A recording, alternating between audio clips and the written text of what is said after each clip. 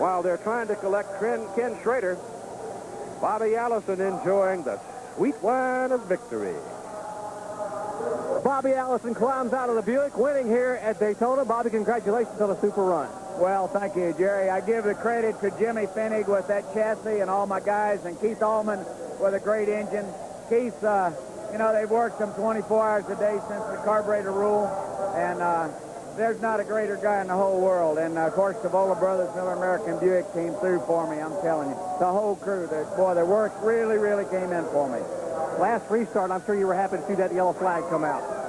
Well, I knew I needed a yellow to get caught up. And we lost that lap early when, you know, when some guy came sliding off the pit road out into the middle of traffic. And, you know, we got bent up a little bit, and the guys had to work on it during the race. And they just kept working. And we got caught up, but we needed that yellow. Congratulations again to Bobby Allison, 49 years old, leader of the Alabama gang, wins here at Daytona. So the final results through the 10 places, Bobby Allison winning. We told you the amount of money. Buddy Baker finishing second, Dave Marcus third. Good outing for both those gentlemen. Bill Elliott had a flat tire. That's what took him out of the final hunt. And, of course, the wreck took Ken Schrader out of it. Earnhardt finished a very creditable 6th.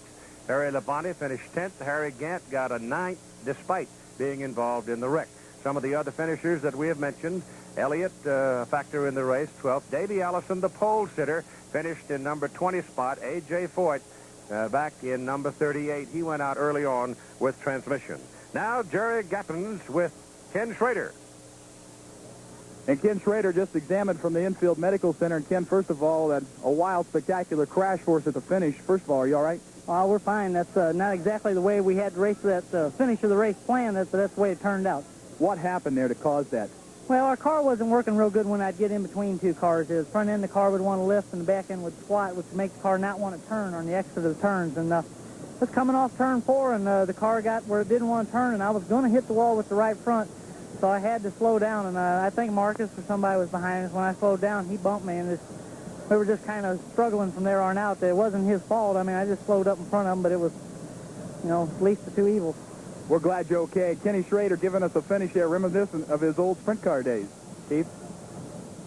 Now the summary of today's race. 41 started, 29 finished. That's a pretty good percentage. You had 12 different leaders. They changed hands 24 times. Average speed, pretty good, better than 161 miles an hour. Only 4 caution flags. Here's one more note from Dr. Jerry Punch. Well, Keith, the key strategy move for Bobby Allison occurred with 9 laps to go when that final caution flag came out for Rick Wilson's car careening on the outside wall in the front straightaway. Allison called the pitch, said, I've made up my lap. He was in front of the leader at that time, Dave Marcus. He made up his lap. He called in the crew chief, Jimmy Finning, said, I want 4 fresh tires. They thought he'd be content to sit on the racetrack and finish the race, maybe in the top 10. Allison said, no, 4 fresh tires. We're going to the front. He came in, got those 4 tires. When the green came back out with 5 laps to go, Allison went from 13th spot all the way to the front and ended up right here in victory lane. Well, Donnie, that sort of fits in with the old Southern homily you and I have both heard many times. It's time for the big dog to hunt. Now, how did he know, or how did he feel, even getting 4 fresh tires, that he would be able to make up all that distance? Well, I think it's probably from, past experience, Keith. Really and truthfully, he didn't know for sure, but it was a gamble, and he figured he didn't have anything to lose and everything to gain. He was already at the end of the line back there. Well, at the time he was taking 4 new pieces of rubber, Dave Marcus never came in at all. He stayed on the racetrack.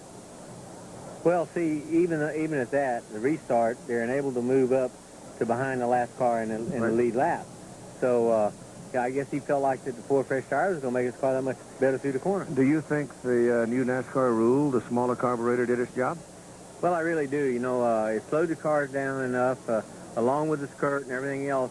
Kenny Schrader's car turned over the right way. Didn't turn over the wrong way. Right. And that's a little bit of a gain on what we had over the last couple of cars that did that down that part of the straightaway. So you anticipate it'll stay? I'm sure it will.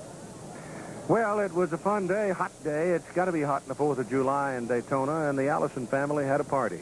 Son Davey started on the pole, ran into bad luck. Happy picked it up at the tail end and won the confounded thing. So the Allisons are going to have a party tonight. I guess you still call them the Alabama gang, so you'll have a good time. Yeah, just getting bigger. All right. Bobby Allison winning his 3rd Firecracker 400 today. in Daytona. We hope you enjoyed it.